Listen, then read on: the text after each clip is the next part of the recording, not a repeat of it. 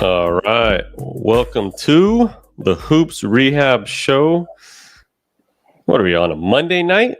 This is kind of different than us. Usually on a Sunday, but with the holiday, we kind of had a little extra day there. But we are here now. I am the game injury doc, aka Dr. Evan Jeffries. On my right is Eric B. Mack. How you doing, E-Mac? Good, man. I know we took a few days off for the little holiday break action, and but it was good. Good, kind of recharged and ready to go. How's everything with you? Yeah, pretty good, man. I mean, I know we got some moves that have happened in the NBA, along with those Lakers signing Deandre Ayton, right? So we kind of figured that was going to happen, but it actually happened. But yeah, before we kind of get into everything, as always, you guys can follow us at our handles at Game Injury Doc and at Eric B. Mack on all social media platforms. And then we have the YouTube, the Hoops Rehab Show. So please subscribe to that. Download the episodes, kind of put notifications so you know when we go live. And then after the show, we will upload the pod. So wherever you get your podcasts, please download. And if you can, rate and comment. That always helps find our show. But let's get it cracking, Eric. Do it. Let's see. We could start with the Lakers, usually. So let's get into the Lakers offseason. They signed Ayton to a little 2-year deal, a little player option as well. What was your initial thought on them actually landing the big man? I think it was a good pickup. I mean, I think we all gotta not look at it as a player that was bought out that we just so happened to pick up. I mean, you got to think of it as like if going into the off season, we knew the number one priority was a big man, and I don't think we really had Ayton, on our bingo card, and that was simply because Lakers would have typically had to give up some assets for it, which could have been a little bit too steep. So it's weird if you think about it. If we're sitting on here February 1st, for example, if you told me July 7th Lakers would have Luka Doncic and Deandre Ayton, I think we'd be like, oh shit, really? Damn, So I think we kind of got to look at it that way. We got the Luka deal obviously in season, got the big man Lakers have been wanting to get. I know there's going to be a lot of question marks in terms of his will and if he actually wants to play. And so I think we talked about it earlier or last week that, hey, do the Lakers need him more or does he need the Lakers? And if he wants to continue in the NBA and wants to, make that bread, he's going to have to show out. And I'm excited. I think it's a really good pickup. I mean, let's be honest, like from the options that we had, in my opinion, definitely the best out there. What about you? Oh yeah, I mean, out of all the options that they had, especially for signing a free agent, the Lakers got as lucky as possible when he was bought out by the Portland Trail Blazers, because the reality was it was a dry market, and we were looking at more of those older bigs like Brook Lopez, Al Horford, which would still be. Horford still hasn't signed, so that would be a decent pickup if they could get him now. But like in general, there was nobody out there. They were going to have to go into the trade market in order to get a young kind of athletic big. And they solved that with this. Now there's questions about his motor, kind of work ethic and defense. However, I like to look at the upside, what he brings to this team, especially a Luka-led team with the pick and roll, being able to being a huge lob threat. He also has a nice jumper from 15 to 19 feet. So he kind of the pick and pop, pick and roll will just be pretty lethal with him and also with LeBron, who can run obviously point guard if he wanted to. So I think for how much we got him, and the reality is there was nobody really out there, I think the Lakers did the best thing they could possibly do with the signing. Yeah, I think Ayton had some real good seasons in Phoenix. He was a little lost in Portland, but I mean, that's what happens with players when they go to like a bad, I don't want to say situation, but just like a not so good team. I know they definitely were better last year than the previous years, and they showed some improvement. But I mean, Portland is last year they were not a good team, and when you're on a team like that, you tend to, maybe not. I mean, you're not really seen too much, and so he kind of disappeared. And so I think his skill set is going to fit with the Lakers. He's got like a pick and pop, mid range. He's obviously not a outside threat, but the lob threat, which has been something that Luka has really played well with. We talked about that a lot. And then just his athleticism, and this is a guy, especially at the 5 spot, the Lakers haven't really had in a while. Mm-hmm. And now we'll probably touch on it too, but Lakers re-signed Jackson Hayes. So we saw Hayes last year. We saw what he can do when given the opportunity, but we know he's a backup, right? He's going to be a guy that we're going to just see him limited amount of time. So he's going to go back to what he would be more comfortable at, and I think with what he gained last year, I think that's an underrated re-signing too, because I didn't think that was going to happen once we got the Ayton. I wasn't sure what was going to happen with Hayes, but I thought that was decent. Now that may mean that like Al Horford may, I don't know. I don't know if that's still something in the cards, but I look forward to it. I think it's a big signing for sure. Yeah, I was thinking like, would that mean they're out of that signing? But I think Al can play power forward, right? He can play the 5, yep. He can play the 4 as well. So just having that a third big, I think becomes huge during the season because of injuries, right? So we have 2 bigs, which obviously is better than the last half of last season where we only had the 1. So at least we have 2 to start with, and then we still have Vando as size. But if you added 1 more via trade or via free agent, I think that'd be a pretty significant pickup for them. But overall, I mean, re-signing Jackson Hayes was huge because that at least gave us more of the athletic big that we need, right? It's like, I didn't want him to be our starting center next year, but to have him coming off the bench is tremendous. Like he just that's his role. I don't think he's outright a starter in this league. Otherwise, he would have been signed by somebody probably for a lot more money than what we got him for. Yeah, he probably didn't have a lot of options, and he was like, "Look, I'm comfortable here. I'm kind of used to this coaching staff, used to his teammates." So I just think it's so funny or just interesting how we're like, "Oh, they could still get Horford," and like you need you could never have enough bigs and stuff like that. Like just a couple of years ago, it was like, it's like what big? We don't need that. We have our small forwards playing power forwards. We have our power forwards playing centers, and it's funny how it just kind of comes back to like old school NBA having that big guy down there and having not even 1, but I mean like a team like Houston, right? Having 2 or 3 guys. So just thought that was interesting this offseason. Definitely.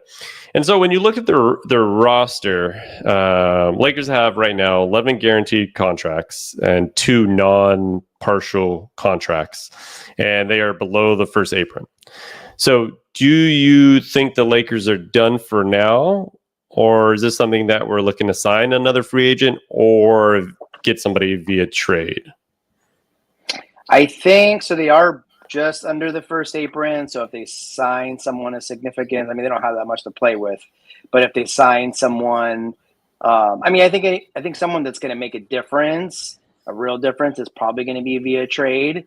So you have your Wiggins type deal. You have a lot of these deals where you're floating around Rui Hachimura, Gabe Vincent, right? Those expiring contracts that they have. I mean, I know Rui's not, but Vando. And so you just hear all these rumors of Lakers kind of dingling these guys. So if they're going to get someone other than, what's his last name? Milton or Melton?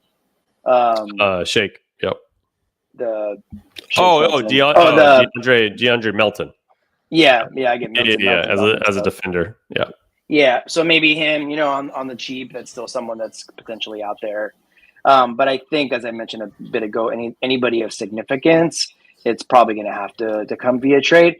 And I just thought of something, or not just thought of it, I was thinking about it. So it's funny how we didn't re-sign Dorian Finney-Smith, and the big reason was because of that 2027. We don't want to stretch him out for more than 2 years. Sure. I thought it was interesting that the Houston contract, so he was signed for 4 years, but year 3 and 4 are not guaranteed. So essentially, it's a 2-year deal.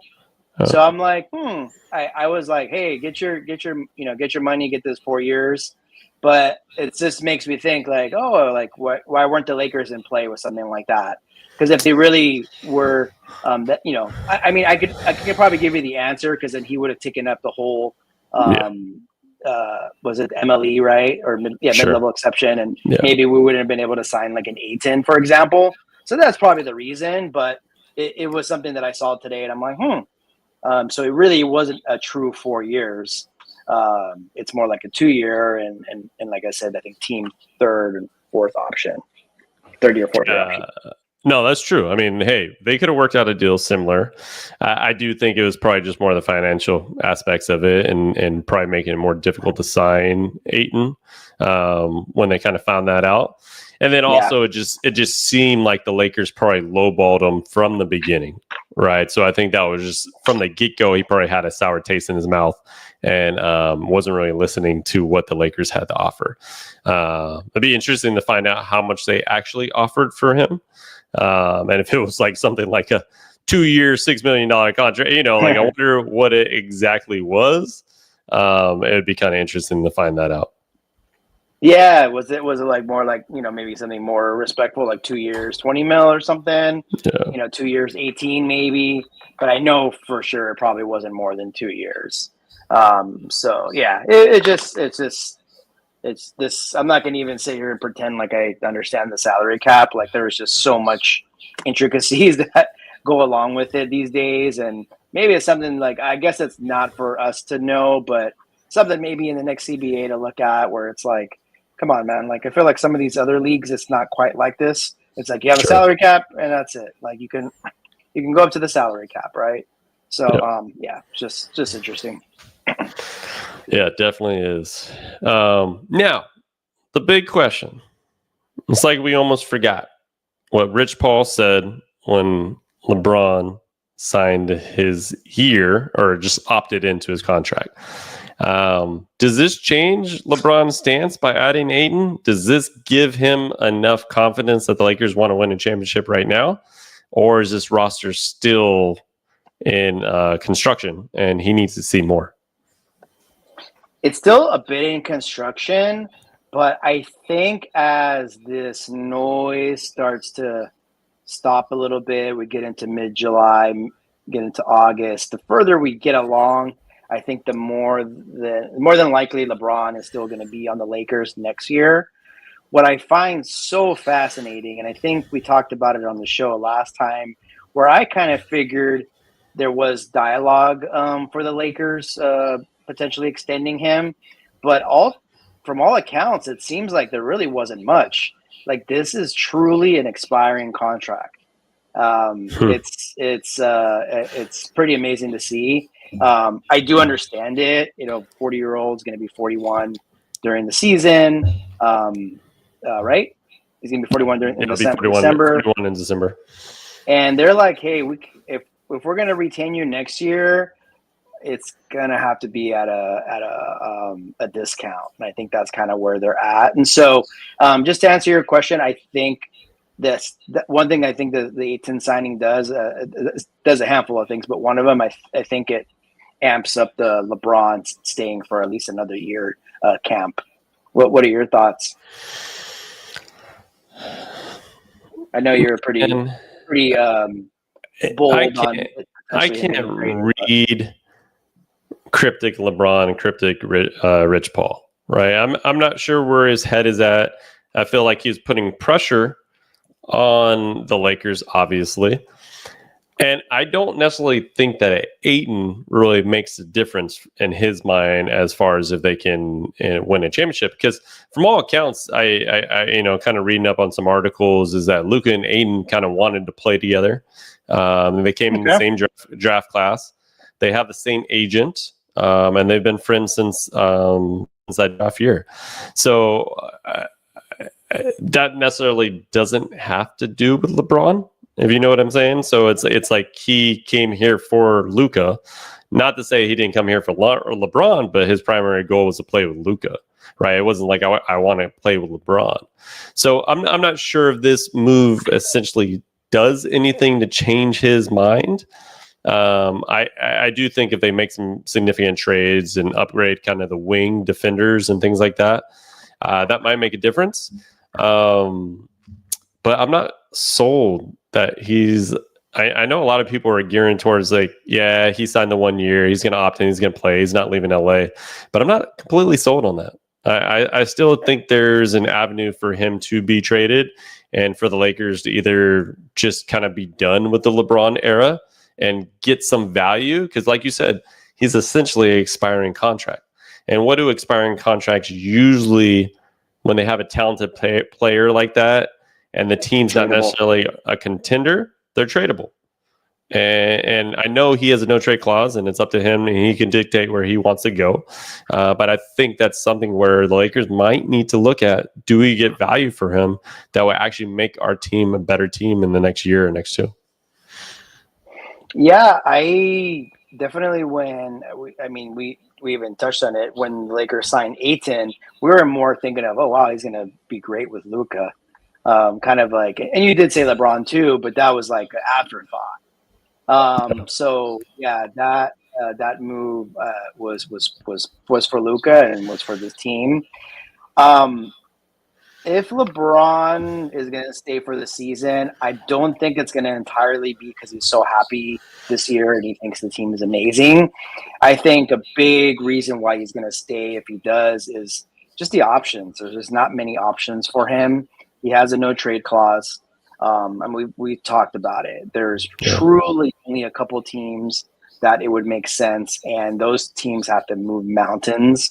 Other than the Knicks, it looks like the Knicks would be a little bit kind of easier. No trade's going to be easy, but the Cleveland trade is almost impossible. It's not going to be Golden State. It's not going to be Dallas. I mean, come on. So it's down to one team, and so when it's one team. First off, do they really want him? And second off, does LeBron want to be there? And I guess third, would it work out, right? So I think when you piece all this together, it's not because he's enjoying being here his last year, but he might just have to be here. And so hopefully it turns out to be a very successful season. And I hope I don't hear chatter all year, about him being traded. But yeah, during the season would be wild. Like that would be a wild concept for him to be like, well, I might want to be traded during. I would hope they would just solidify that he's going to be there for the year, or you just get rid of him before the season starts. Because I just think that would just be way too much to deal with during the season, and especially if Luka had not signed an extension up until that point. Could you imagine going into the season with Luka not signing an extension and LeBron a free agent after next year and possibly might want to trade during the season depending on how it goes? We would really have some cap space in 2027 then, right? A little too much. Yeah. Like the Clippers plan for 2027 also. So for sure. Now, I saw something interesting. Nick Wright was talking about it today, and he was saying that there's all this chatter that LeBron's not really a tradable player. Like nobody wants to give up any assets for him. He's 40 years old, blah, blah, blah. But he was comparing it to like, who was the better player last year? LeBron or Kevin Durant? LeBron. And when we saw the Houston trade, did everybody say, oh, that's a great trade for Houston? Oh, we crowned them. Yep. And it was like they gave up their leading scorer, who's a young, 23-year-old, and they gave up a defender, some like, some don't like, but a pretty good NBA player that defends at a high level. So they gave up 2 assets, right? And some draft picks for KD, which you might think, hey, he might play a little bit longer. But at the same time, LeBron's playing at this level, and it doesn't seem like he's going to have a drop-off that's so significant that you'd be afraid to trade some players on your roster.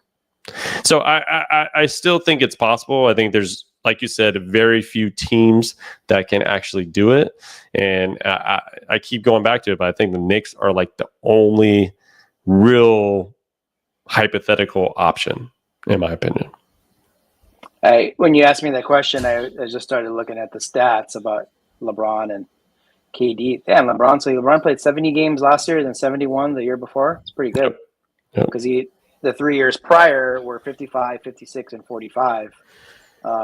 So that is wow. And he, points. Durant obviously more points. It's just that LeBron had the rebounds and the assists, and obviously Phoenix had a really bad year. So kind of like what I mentioned about Ayton.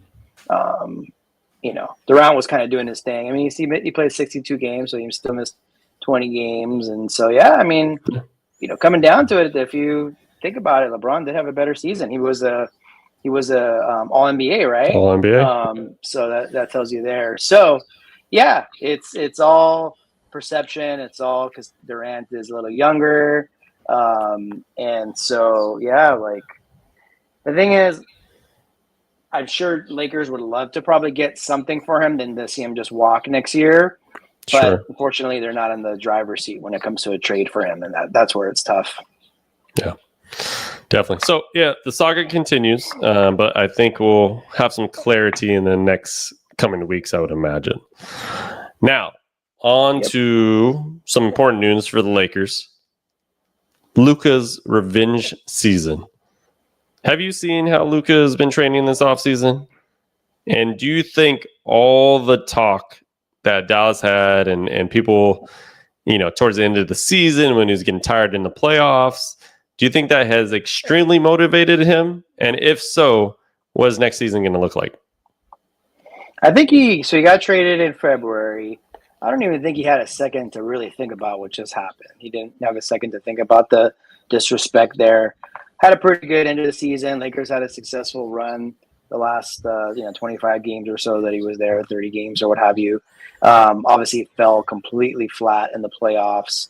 And so the chatter happened, and that's what happens when you're on a team like the Lakers. If you don't win and you get out early, there's going to be all those folks talking about it as a weight thing. Is he out of shape? Is he the player? Is he going to age well? No wonder Dallas got rid of him.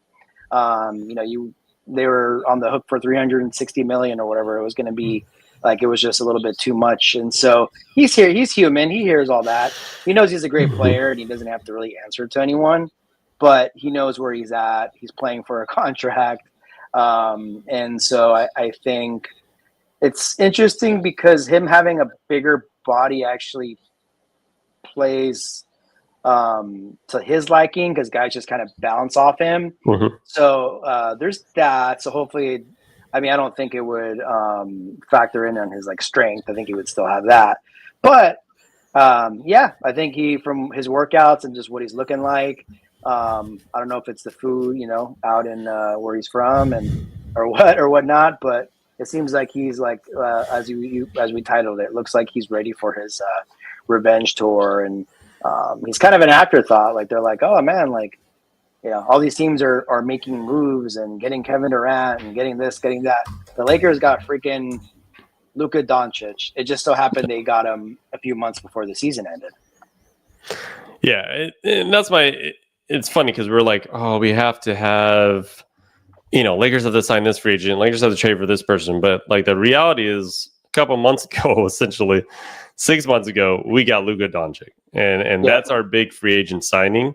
And knowing that he's going to go into a full training camp, full offseason with the Lakers, and go into a full season with the Lakers, I think he's going to have one of those ridiculous years, where you're just all NBA, first team, all-star, all that talk, and back in the top 5 of everybody's eyes that know he's one of the best players in the league.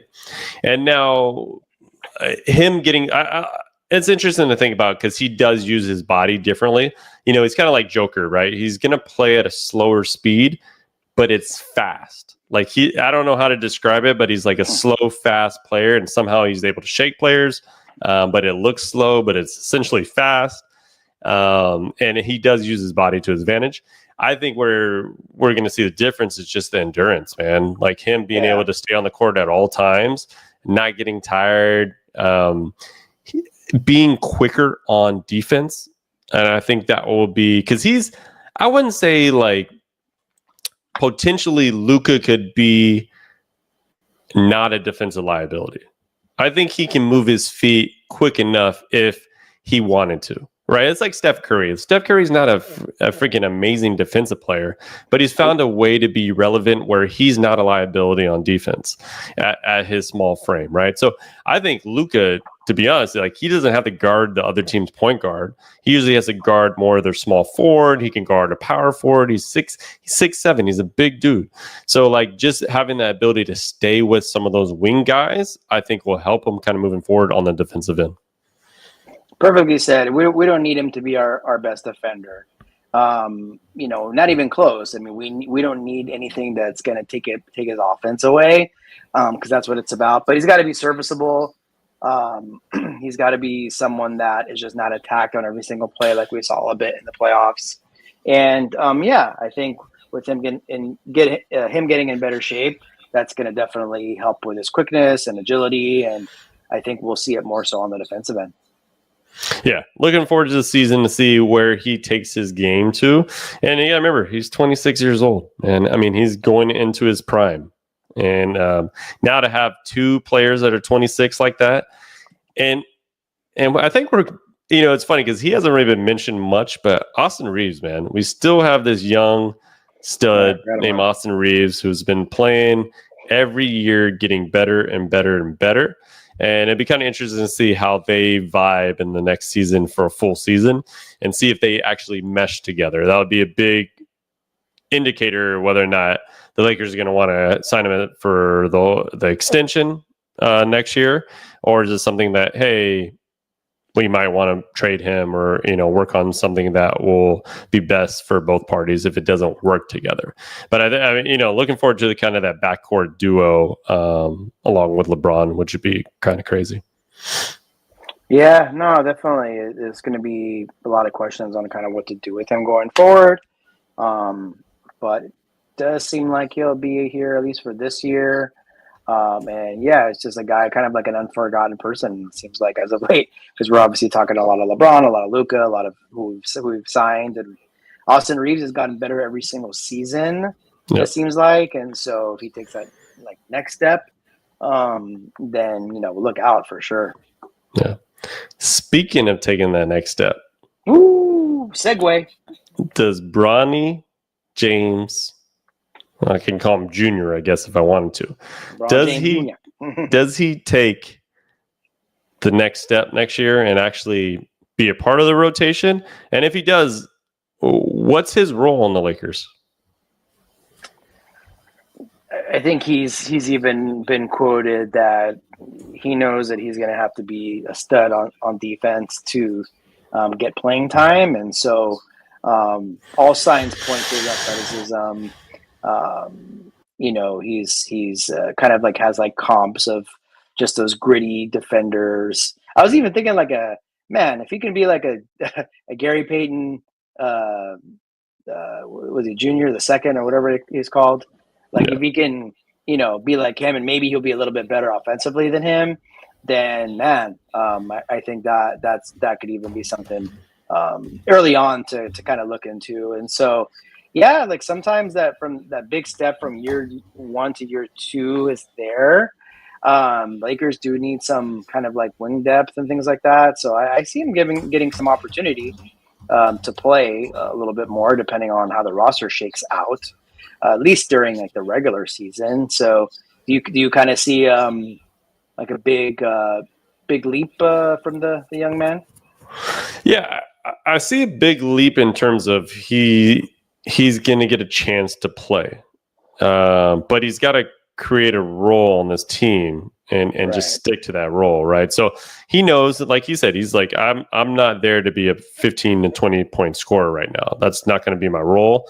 Where his role is going to be a defensive menace, and I think he has the tools to be a pretty good defender in this league. I do like that Gary Payton comparison, where especially because Gary Payton the second is 6'2". Right, so you're looking at Bronny with shoes is probably around 6'2". They list him at about 6'1 and 3/4. But that's a good comparison, right? Because they're small guards, super athletic, can jump out of the gym, but is a hell of a defender. And you need one of those players that can literally pick up a guard from full 94 feet, right? So if you can send him in there and say, like, remember how we talked about with SGA, like, how do you get him off his game? Pick him up full court, right? Send Bronny on him to pick him up full court and see what that does. I like him as that, if he could be that type of player off our bench, and he can be in the rotation, in that top 10 rotation if he does that. So we'll see. I mean, I think there's a lot to kind of get there. He's going to be playing in Summer League. We kind of saw some action there where he had a nice steal and slam. And so you see the athleticism from him. And I think he'll just have to prove that in the preseason, in training camp, and then just as the regular season starts. You know, I was just looking at something, and it really even more so amazes me what LeBron Sr. is doing. Because I was thinking about a comp that was thrown out there when he started, and it was Avery Bradley. So Avery Bradley's like 6'3", right?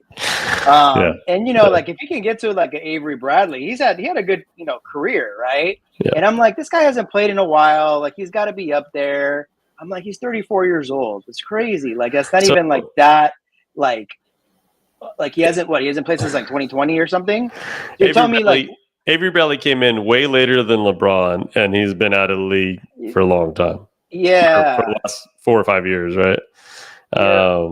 And I'm thinking like, oh, he's got to be like way up there. He just felt like, even though he was pretty good that year that the Lakers won the championship, he wasn't in the bubble, but he had a good decent year. But he just seemed like a vet, like really old or like older. Yeah. And I'm like, he was like 30 years old at the time, Like, so just that's a good comp. He was a hell of a defender, and then he could also hit the outside jumper. So that's what Bronny's got to be able to do. He's got to be able to get his steals, get his dunks, be able to hit an outside jumper, and also just play hell of a defense throughout the game. I like those comps. I always said, kind of coming into league, if he could just play like Marcus Smart, like if he could create a role in the offense where his primary role is to play defense, guard the other team's best player, and be able to play like a point guard. Like, it's not like Marcus Smart got a lot of assists, but he played the point guard role pretty well. So somebody like that, those are all kind of like comps. I think he can kind of use some of those players' attributes and just kind of blend in something that would be kind of his. And I think that would be tremendous for him. So which second-year Laker will have more of an imprint? I know I'm going to say it. On the Lakers next season. Isn't that something? Isn't that an interesting question? And you know who I'm getting at. Mr. Dalton Connect. I was waiting to kind of transition and talk about Mr. Connect. And man, so through 2 Summer League games, I don't even want to look at his stats right now, but he's had a pretty poorish showing in the first 2 Summer League games with shooting, especially the outside shot. I don't know. What do you think's going through his head? Do you think the trade has really affected his physical ability and also mental ability to play well on this team? I think it's like, from an outside perspective, we say, getting paid pretty decently. It's the pros. These things happen, but there's a human side of it. And I thought it was more. I think it definitely affected him last season, but I think it's also affecting him this time around too, because it's like you get broken up with, and then they change their mind because of a technicality, right? And you like get back into that like relationship, and you're like, wait, like the person obviously doesn't want me, but they just have to have me back here. So like, I don't feel welcomed. And so it could be something like that. and he's in like all sorts of trade rumors. So I think that plays into it as well. He's like, damn, maybe I will actually get traded. But I just think like it's easy for me to say, but he's got to find a way to just put that behind him and just go out there and ball and do what he could do best. And that is just be an offensive weapon. If you're not going to be there on the defensive end, then be the best microwave, come off the bench, hit shots player that you can be. But when he's not doing that either, it's going to be trouble for him. Yeah, I mean, he's 0 for 9 from 3-point range in 2 summer league games. And in my opinion, he should be getting 20 plus in these games, right? So I think there's some struggles that are going on. And to be honest, like, I was a big fan of Dalton Connect, and when they initially traded him, I was not a happy fan when I heard that trade. And then now let's kind of like everything that's kind of transpired and kind of JJ keeping him in the doghouse and I think there's some friction there. I think it might be time to just kind of, wash your hands with that and let him get a fresh start, let us get a fresh start. And I think the signing of Jake, I think was probably another sign that Dalton won't be back because he's a similar build, about the same size. Obviously, he can shoot. He shot 42% last year. And I think, is he younger? I think Jake's like 23. I want to say. Because Connect was a little bit older. He's a little bit older, but there's similar ages. I don't think it's much more difference. But yeah, I think with that signing, that kind of like same position, he's 23 years old, right? So he's a young kid.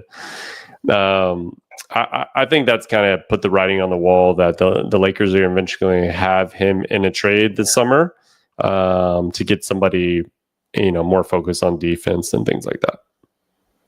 Yeah, he's definitely like trade.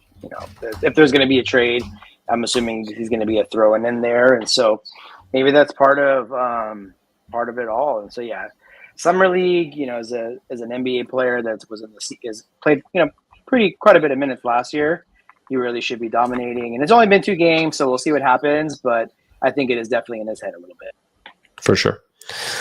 All right, so that kind of wraps up our Lakers offseason kind of talks and what we've heard now and the rumors and things like that. But looks like we won't hear anything for a while. I know there is some Bradley Beal rumors. And then also with the Clippers, which I think is funny because I heard they're interested in Bradley Beal and Chris Paul. And then I just looked at that lineup and I was like, man, you got James Harden. Who is he? 35, 36. You got Kawhi. He's getting up there. You got Bradley Beal will be getting up there in his 30s. Chris Paul, right? 40. That's kind of like an old lineup right there, and also has some injury-prone players in it as well. So I'm not too sure how that will look if they sign both of them. But the Bradley Beal does make sense to the Clippers since they lost Norman Powell. Yeah. Kawhi just turned 34, and then Harden's 35. So they're also in that 2027 plan. So those two are signed for 2 years. I think they're just going to kind of go for it.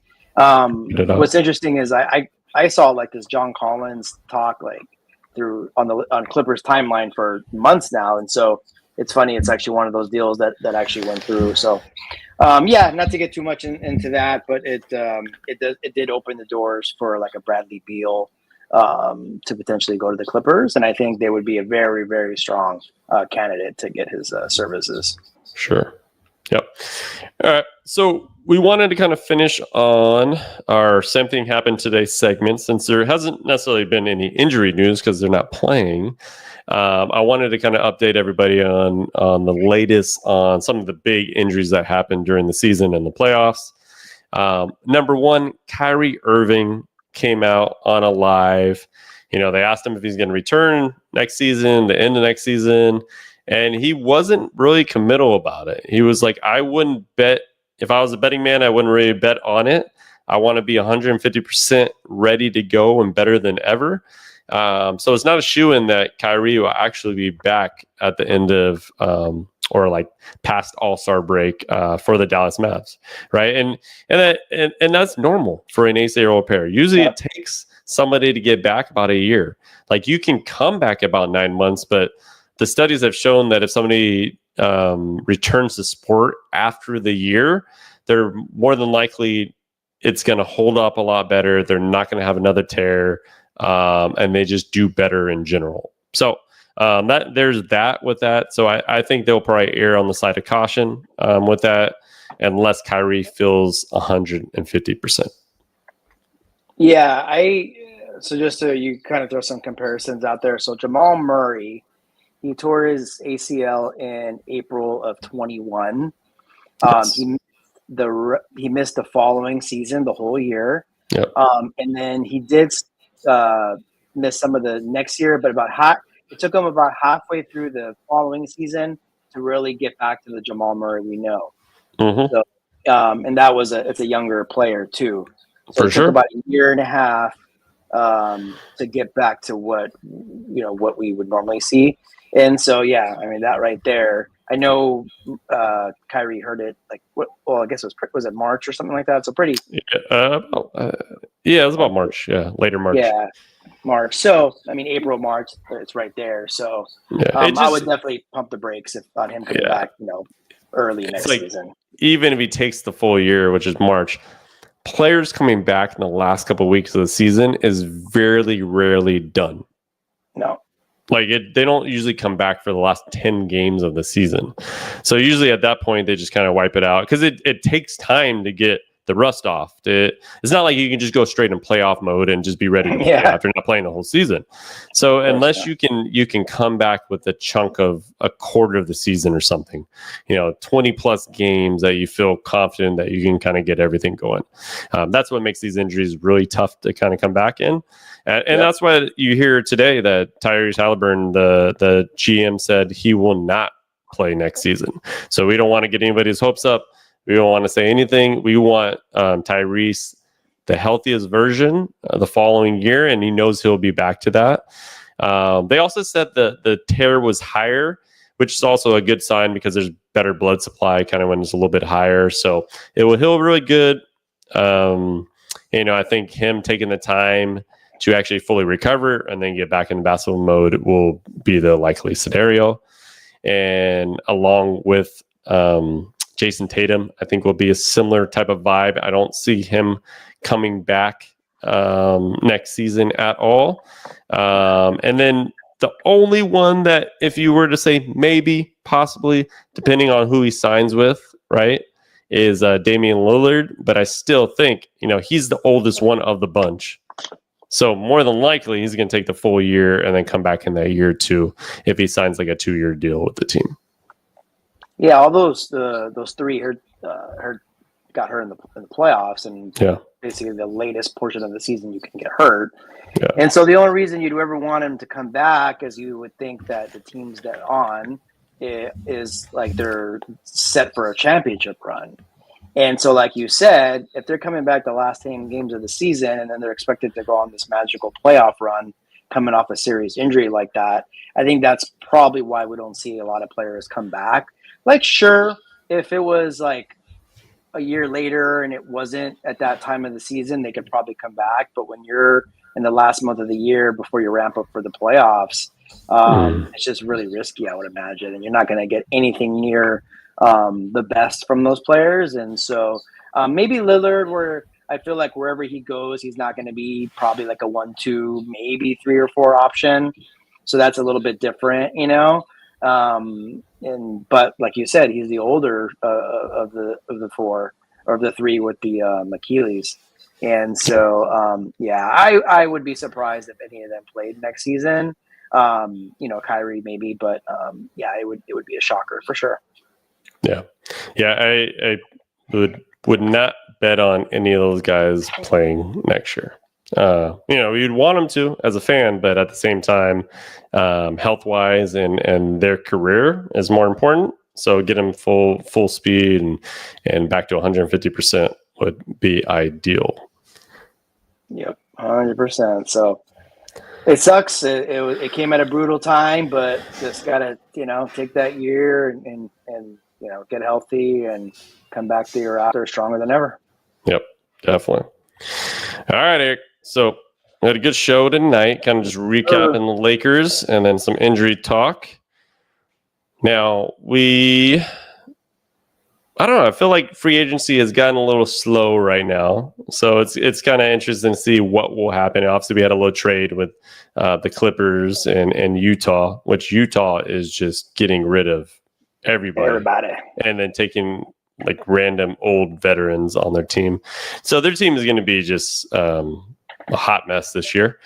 Yep. But, in general, we'll see if we get some news that breaks and see where the Lakers kind of continue with this offseason plan and what the rest of the league does.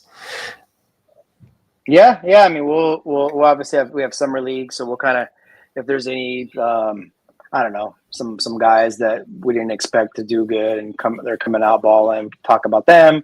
If there's any Laker moves, if there's any NBA moves, we'll obviously be all over it. Yep. But yeah, this is getting towards that time of year in the NBA where it's like during the playoffs and then the draft and free agency, it's like 100 miles an hour, right? Yep. And so now it's like really the dust is settling, and now we're just going to see if there's going to be some trades, and that's always of interest. That's for sure. So as always, everybody, we should be back on Thursday unless some crazy news breaks, and then we kind of come on a little bit earlier. But until then, the Hoops Rehab team is out. Good night, everybody. Peace out. Peace.